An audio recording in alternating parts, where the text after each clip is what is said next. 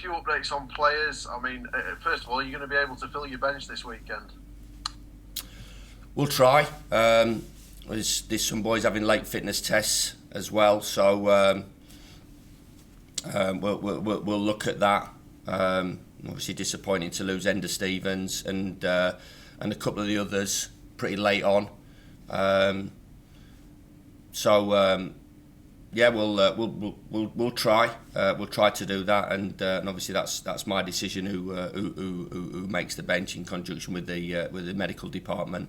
It's not always as straightforward because we have to we can't just take this is the last game of the season gamble approach. There's still 19 games to go, 18 games to go. I've lost track. We have to look at that as well and come with sensible decisions regarding who's available and who we can involve. Ender Stevens, how long is he likely to be out for? Hopefully not a great amount of time. We're assessing that. I've got to say, I'm going to straight back it, Adam, regarding all the injuries. I'm not going to be an open book and tell you when they're all coming back. I'm going to keep my cards close to my chest. But obviously, we're working extremely hard with the players and the attitude of the players and their mindset is that they want to be back involved and be part of it. So Ben Osborne, Ollie McBurney, Keane Bryan, you're not going to say whether they're going to be available this weekend or not. There we go. Cards very close to your chest. Fair enough. In terms of the recent run, it's now 4 wins from 5. Can you see your players gradually increasing their form and their standards? Obviously, 2 of those games, Adam, against League One opposition, but we played well for the majority of those games. Played well against Newcastle. In periods, as we talked about, against Tottenham, it wasn't an horrific performance as some have made out it to be. And obviously at Old Trafford, you don't get that result by having 5, 6s and 7s out of 10s. The old group played really well and had to do to get a result. So they've got to go again at the Etihad on Saturday afternoon for us to give ourselves the smallest of opportunities of getting a result. Clearly everybody played well in the week, but in terms of Bill Jagielka and Keane Bryan, a couple of players that have sort of really had to wait the chance this season, how impressed particularly with them were you? I think it's ridiculously difficult for those players that have not played a lot of football, Adam, because they would usually play behind closed doors games and play against competitive games against teams in and around this area, which we have done for the last 2 or 3 years.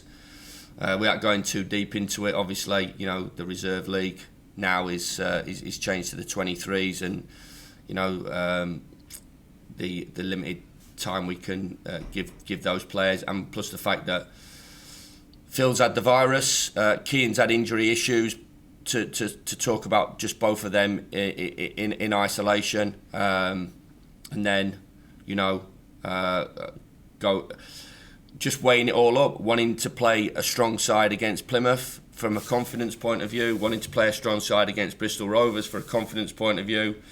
Maybe if it was a different situation, then maybe they would have got game time there. But so these are all the things that I'm juggling juggling the balls with all the time. So we knew possibly Keane had sort of 50-55 minutes in him, which he did remarkably well considering the opposition that he's up against, and I think everybody afterwards was delighted for Phil. I don't think he'll mind me saying where he's at in his career. I'm sure he understands that maybe there's not going to be many more trips to Old Trafford as a player in him, and for him to take that opportunity and lead us in the way that he did was brilliant. And can't speak highly enough of him. What work that he does, not on the pitch on match days, has been invaluable. The only one on Wednesday night with consistent Premier League experience, and he used all that Premier League experience against some fabulous players to give us the opportunity of getting a result. I mean, one player who's at the other end of his journey is Ethan Ampadu. Is he starting to show why he's so highly rated? Well, yeah, I mean, we bring good players into the football club. You know, the season, I keep saying, has not been decided on us signing young players. That was the situation that we were in. I think you know, it's been well documented where we're at. You know, in terms of us not being able to compete for experienced Premier League players. It's as simple as that. So we went down this road, and when we signed these young players, everybody said, you know, they're good young players to sign, and that's a good bit of business. But football ain't straightforward, as I've always said. There's always an instant reaction to things, which I understand, but that was the situation that we were in, and we all understood that, and looked at these young players, whether it was loan signing Ethan, whether it was the 4 young players that we signed. That was where we were at as a football club. And as well, I've got to say, you know, there was loads of clubs in for Ethan. There was loads of clubs in for Rammers. There was loads of clubs in for Rhian Brewster.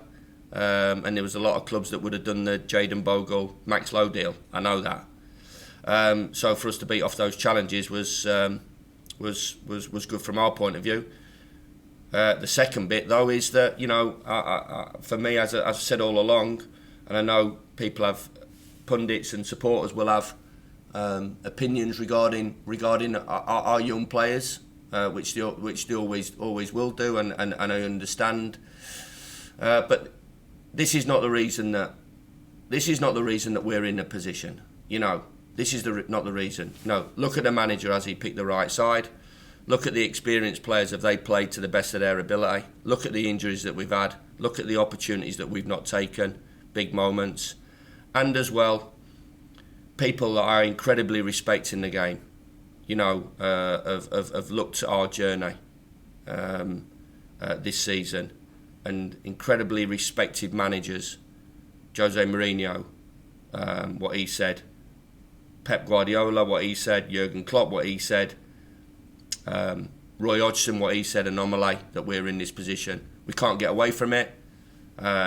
It's a desperately disappointing scenario and situation that we've been in. But I keep saying, you know, this is a whole responsibility from everybody. So, from Ethan's point of view, he coming to the football club that we expect him to do a lot better, and obviously, young players get affected by the team not playing well and all the things that I talk about. But when we do get in a little bit of a run and get a little bit of form back, then obviously part of that is going to be those young players playing well as well, to bring in that to the team and to open them. And I'm sure if we continue to play in the manner that we know we can play and get the results that we know we can get, then I'm sure you're going to see a lot more from Ethan Ampadu and the boys that I've mentioned. In terms of Man City up next, you played them 3 times obviously already in the Premier League now. Close games in all of them, really. Do you take some encouragement from that going into this weekend's game? I'll try. We'll try and take any encouragement on everything. We're honestly, we're brutally honest about our reflection on ourselves. Always brutally honest, and what we could have done better. As a manager, I am, always have been. As staff, we always are. We're not just sitting here and saying, "Oh, it's them. It's over to them. We've not done this and we've not done that." We do. I think I live and breathe this job. Talking to my wife this morning about it, and she understands that, and we all do. We live and breathe it in good times and in the difficult situations that we're in.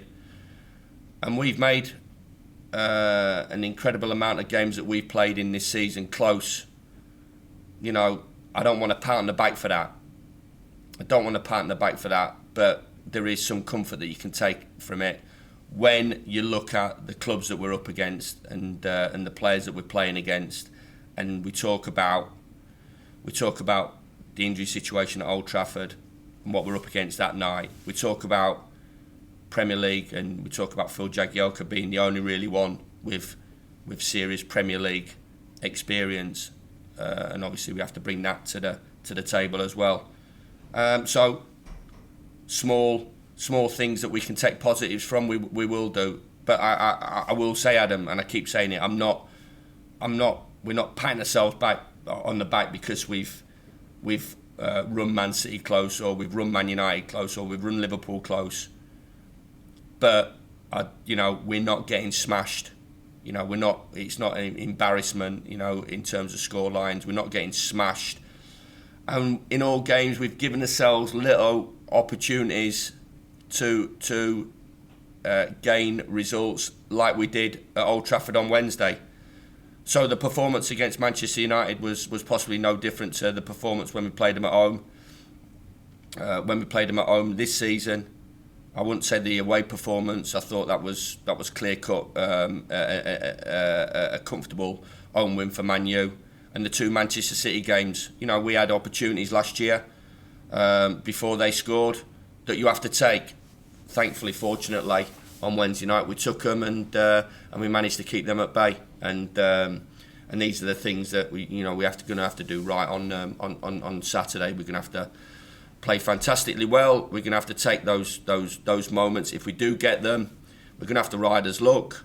And we're going to have to play really well out of possession, and hope that they don't have the day that they can potentially have, and what they do to the majority teams in the Premier League.